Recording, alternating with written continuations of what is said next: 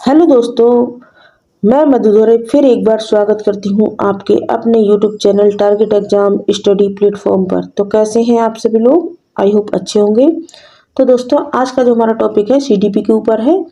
इस वीडियो में आपको वेरी इंपॉर्टेंट क्वेश्चन आपको मिलेंगे देखने के लिए, जो काफ़ी बार आपके एग्जाम में पूछे जा चुके हैं। यदि आप प्रीवियस ईयर पेपर को उठाकर देखते हैं तो ये क्वेश्चन आपको हर बार लगभग देखने को मिलेंगे। तो आप लोग वीडियो को देखने के साथ साथ अपने नोट्स को भी मेंटेन करते हुए चलें। तो देखते हैं आज की वीडियो का पहला प्रश्न। निम्न में से किसने नैतिक विकास की अवस्था का सिद्धांत दिया है, या फिर निम्न में से किसने नैतिक विकास की अवस्था का प्रतिपादन किया है? फ्रायड, कोहलबर्ग, जीन पियाजे या स्किनर? तो राइट आंसर आपका हो जाएगा कोहलबर्ग। कोहलबर्ग ने ही नैतिक विकास की अवस्था का प्रतिपादन किया। नेक्स्ट क्वेश्चन है, बैगोसी के अनुसार किसी बालक के विकास में सबसे महत्वपूर्ण योगदान निम्न में से किसका है? किसका होता है सबसे महत्वपूर्ण योगदान? देखिए, आज की जो शिक्षा है, जो एनईपी है, वो किस पर आधारित है? बच्चे पर, यानी चाइल्ड सेंटर्ड है। तो जो यहाँ पर सबसे महत्वपूर्ण जो योगदान है वो आपका हो जाएगा समाज का। किसका हो जाएगा? समाज का। तो option C is the right answer.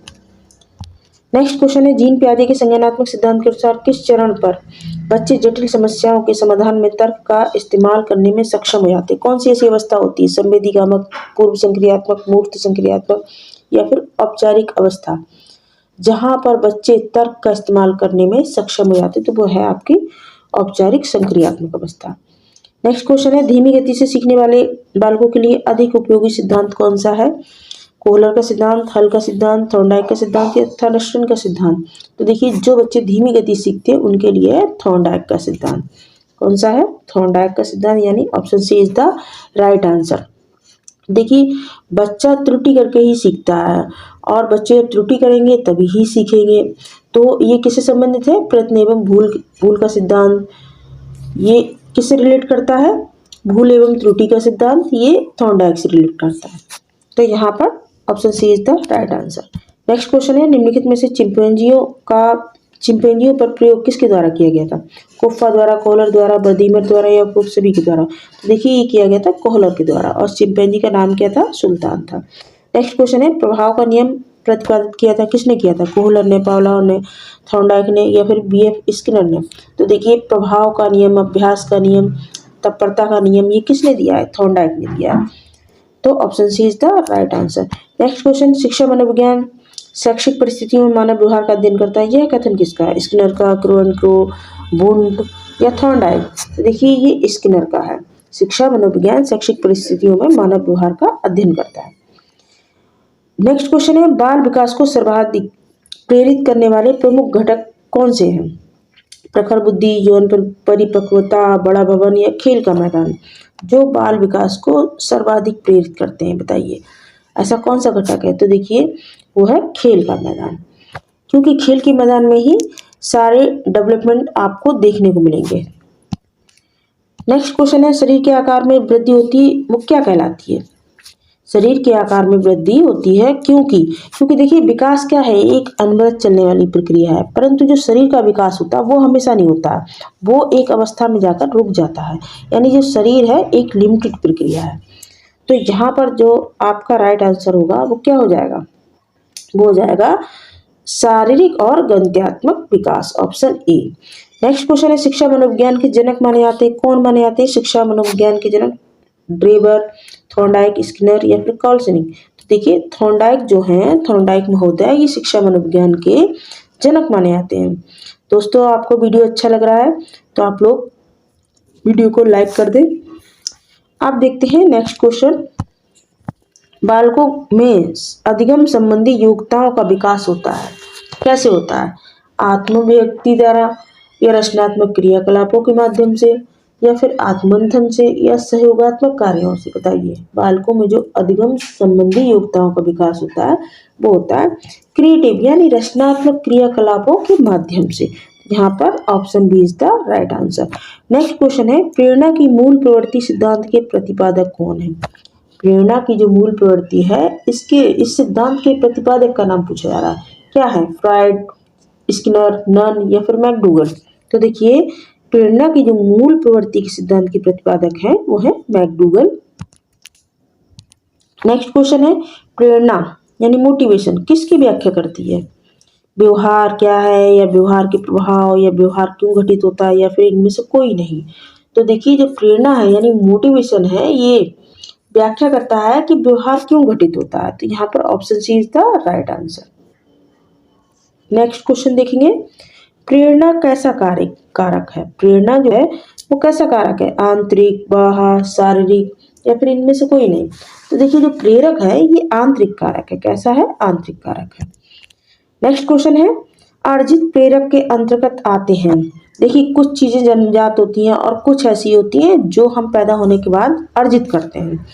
अब बताइए इनमें से कौन सी आती हैं? जीवन, लक्ष्य व मनोवृत्तियां, मद व्यसन, आदत की व्यवस्था, या फिर सभी? बताइए। तो देखिए जीवन, लक्ष्य व मनोवृत्तियां, या फिर मंद व्यसन, आदत की व्यवस्था, ये सब क्या है? ये सब अर्जित प्रेरक है, यानी आपने सीखे हैं इस समाज से। तो यहाँ पर option D is the right answer. अब नेक्स्ट क्वेश्चन है कि जन्मजात प्रेरक नहीं है। देखिए यदि पूछा जाए कि जन्मजात प्रेरक क्या है, तो भूख प्यास, और नहीं है, नहीं है में जो आंसर देना, तो देखिए भूख भी है, प्यास भी है, नींद भी आपकी जन्मजात प्रेरक, लेकिन आदत नहीं है। आदत जो है ये तो आप डालते हैं, आदत जन्मजात प्रेरक नहीं है। अब देखते हैं क्वेश्चन नंबर 17। बालक किसी कार्य को अपनी इच्छा से करता है, वह है क्या है? व्यक्तिगत प्रेरणा है, सामाजिक प्रेरणा है, या मनोदैहिक प्रेरणा है, या सकारात्मक प्रेरणा है? तो देखिए बालक जब भी किसी कार्य को अपनी इच्छा से करता है तो मनोदैहिक प्रेरणा कहलाती है। Option C is the right answer.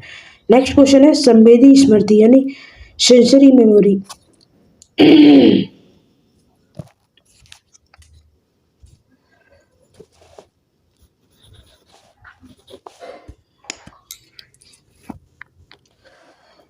Question number 18 देखते हैं।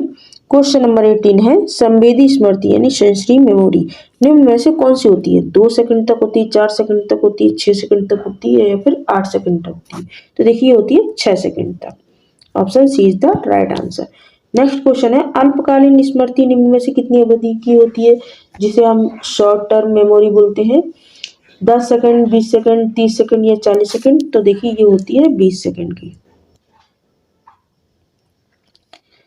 क्वेश्चन नंबर 20 देखते हैं, स्मृति जो होती है उसकी सर्वश्रेष्ठ प्रणाली कौन सी है? स्मृति की सर्वश्रेष्ठ प्रणाली कौन सी है? पुनः स्मरण करवाना, पुनः याद करवाना, पहचानना, या फिर पुनः संरचना? देखिए स्मृति की जो सबसे प्रणाली होती है वो होती है पहचानना। Option C is the right answer. Next question है, प्रेरणा होती है, कैसी होती है प्रेरणा? सकारात्मक, नकारात्मक, भावात्मक, या ए और बी दोनों? तो देखिए इसका राइट आंसर हो जाएगा ए और बी दोनों। यानी प्रेरणा जो होती है वो सकारात्मक भी होती है और नकारात्मक भी होती है। तो यहाँ पर आपका जो राइट आंसर होगा ऑप्शन डी हो जाएगा। Option D is the right answer. Next question है, स्थानांतरण को प्रभावित करने वाले घटक कौन से हैं? यानी सामान्यकरण, समझदारी, अर्जित ज्ञान को विभिन्न परिस्थितियों में प्रयोग, या फिर उपयुक्त सभी? तो देखिए स्थानांतरण को प्रभावित करने वाले कारक है अर्जित ज्ञान का विभिन्न परिस्थितियों में प्रयोग, यानी option C is the right answer. Next question है, पुनः याद दिलाने की विधि विकसित की थी, किसने की थी? बेंटलॉट ने, एबिंगहॉस, थॉर्नडाइक, या इनमें से कोई नहीं? तो देखिए पुनः याद दिलाने की जो विधि थी ये एबिंगहॉस ने विकसित की थी। तो option C B is the right answer. Option B is the right answer. Next question है, एसआर संबंध पाए जाते हैं। एसआर जो संबंध पाए जाते हैं किससे पाए जाते हैं? परंपरागत समायोजन में, क्रियाशील समायोजन में, या फिर थॉर्नडाइक के सिद्धांत में? तो देखिए ये पाए जाते हैं थॉर्नडाइक के सिद्धांत में। नेक्स्ट क्वेश्चन है, आर आर तथा आर एस संबंध दोनों में ही विद्यमान होते हैं, बताइए किस में होते हैं? परंपरागत समायोजन, क्रियाशील समायोजन, थॉर्नडाइक के सिद्धांत में, या फिर ये सभी? तो देखिए ये होते हैं थॉर्नडाइक के सिद्धांत में। तो option C is the right answer. Next question है, एस प्रकार का अनुबंध क्या होता है? एस प्रकार का जो अनुबंध होता है वो क्या होता है? परंपरागत अनुबंधन, क्रियाशील अनुबंधन, थॉर्नडाइक का सिद्धांत, या फिर ये सभी? तो देखिए जो परंपरागत अनुबंधन होता है यानी एस प्रकार का जो अनुबंधन होता है ये कहलाता है क्रियाशील अनुबंधन। क्या कहलाता है ये कहलाता है क्रियाशील अनुबंधन। तो option B is the right answer. Next question अब हम देखते हैं, पर्यवेक्षण अधिगम किसकी देन है? पर्यवेक्षण अधिगम जो है इनमें से किसकी देन है? स्किनर, वॉटसन या थॉर्नडाइक या फिर बंडूरा? बताइए किसकी देन है? तो देखिए जो पर्यवेक्षण अधिगम है ये बंडूरा महोदय की देन है। नेक्स्ट क्वेश्चन है, स्मृति पर सर्वप्रथम प्रयोग निम्न में से किसने किया था? बेंट टोल्ट ने या एबिंगहास या फिर जेम्स ने? तो देखिए स्मृति पर जो सबसे पहला जो प्रयोग हुआ था वो किया था एबिंगहास ने, तो option B is the right answer.